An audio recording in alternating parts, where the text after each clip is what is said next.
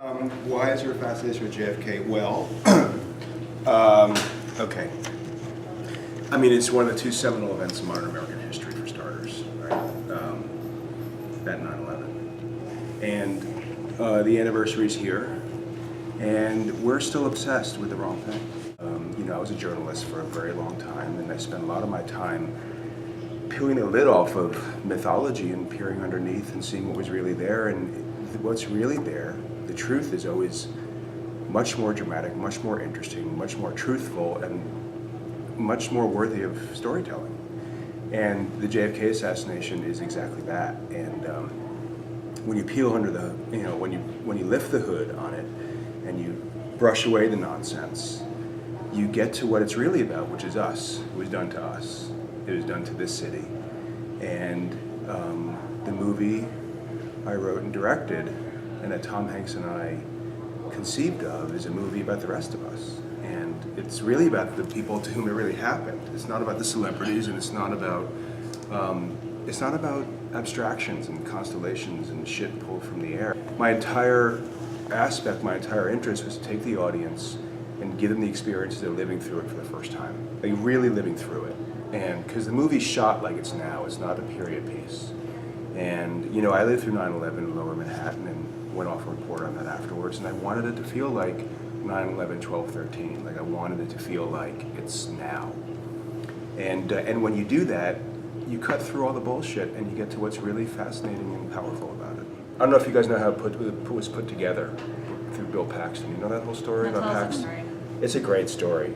He went to the 6th floor museum. He was passing through. He saw that video loop of Kennedy outside the Hotel Texas, and he saw himself on his father's shoulders.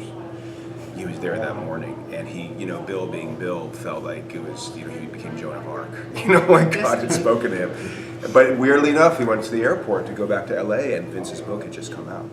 And so he felt like it was a sign. He bought a copy of it and gave it to Tom and said, "We got to do this." And Tom looked at it and said, "Well, this is a no-brainer." And I had just written a movie for Tom about Watergate, about Deep Throat, and it went really well. What book was it that you just mentioned? Oh, Vince Bugliosi's book, Reclaiming History. It's been renamed 4 Days in November. Oh, I thought that was a mistake. Okay. Yeah, no. What it is the book is 2,000 pages long. It's a weapon. And so what they did was the first 400 pages is the tick-tock of what happened those first 3 days, just data. This happened and this. It's fascinating and amazing. The rest of it, Vince, you know who Vince is, right? Sure. Yeah. So he takes apart brutally all the conspiracy theories from the most plausible to the most insane. And so they repackaged the book with just that first 400 pages and called it first 4 days. I actually read all of Vince's book, and so I felt imbued with a lot of knowledge. Some of which I knew because I'd also read the Manchester book, which is the Bible, as far as I'm concerned. And then I came here and was in town on and off for 3 years, finding anybody I could who's alive. And then the 6th floor museum has a mountain, it's a treasure trove of oral histories, witnesses, firsthand accounts, people just spitting out what they saw. And these were things that were done, taken down, moments or in some cases later. And they were great because they were the nurses, they were the people the movie's about. All the doctors gave one of those. And that's where I got the real emotional DNA of the movie, was from those. And then the Zapruder family, for the first time, they'd never spoken to anybody since that day. And, I finally got the granddaughter to talk to me, and then the family agreed to cooperate. And so what you see is available to me only because that family talked to me and they hadn't spoken to anybody ever. And they, it's complicated. Zapruder's story is complicated, He could have given it away. But he took money, and he took a lot of money. And then he took a lot of money later. And why he did that, I actually understand it, and I try and deal with that in the movie in a way that's that, people can metabolize and understand. Tom and I had 2 rules. One was that there's not a scene in the movie that anybody's ever seen before. And I think that's true for the most part, unless you're obsessive. And then the other thing is everything's got to be verifiably true. So everything in the movie happened. Some poetic license, obviously there's performance, there's actors and I'm shooting and, and then there's editing. but every scene in the movie happened. Within that scene, there might have been a little, it's a movie, it's not a documentary. It only takes two people to make a conspiracy, okay? So, I mean, that's a given. And so it's a mystery. So do you think there's room for another film? Well, those are two questions. So you're asking me if it's a mystery, or you're asking me if there's room for another movie? Well, I already answered the first question. Right. I don't think it's a mystery. I think any rational person puts it in front of them, and it's just linear and logical, and frankly... That what? That Oswald acted alone? Yeah. Oh, really? And psychologically powerful. And in the Occam's razor version of the universe, that very complicated things are usually explained by very simple answers. But the Zapruder film sort of disproves that only one gunman was involved. Only if you really wanted to say that.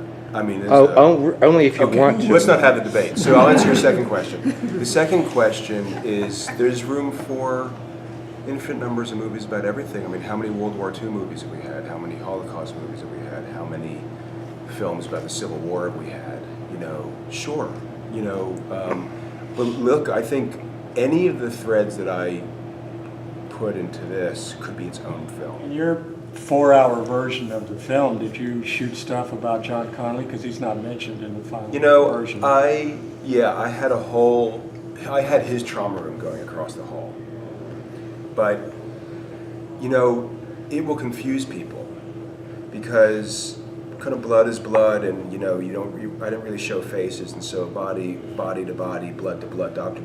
And at the end of the day, like we at this table might not be able to distinguish and keep track, but there's a whole other audience I'm trying to get to, and ultimately, I mean, let's be honest, who gives a shit? I mean, at the end of the day, he survived. By the way, what was more interesting about that thread was not Connolly, but about his wife, because she and Jackie had a really rough moment in that hospital. Because there's a moment when Jackie walks up to her, ironically, to grieve with her, to give her sympathy, and she turned to Jackie and kind of gave her a mouthful, an earful, rather, because she kind of blamed Kennedy for her husband's wounds. Because why would he have been shot if Kennedy? You know what I mean? Raising the hatred in people. Well, no. I mean, the bullet that hit Connolly went past because Kennedy. The actual bullet being the one. The magic aimed bullet, at the one that turns right and turns left. By the way, I can explain that in 30 seconds. It's so fascinating. That's okay. No, it's actually, people are always amazed by it because the whole concept is, Oliver's premise of it is just so fictional. But it's actually, so the bullet that passes through Kennedy and goes through Connolly. So that would have been interesting to do, but again, it's like You actually filmed stuff, but you decided just not to use it. So you had.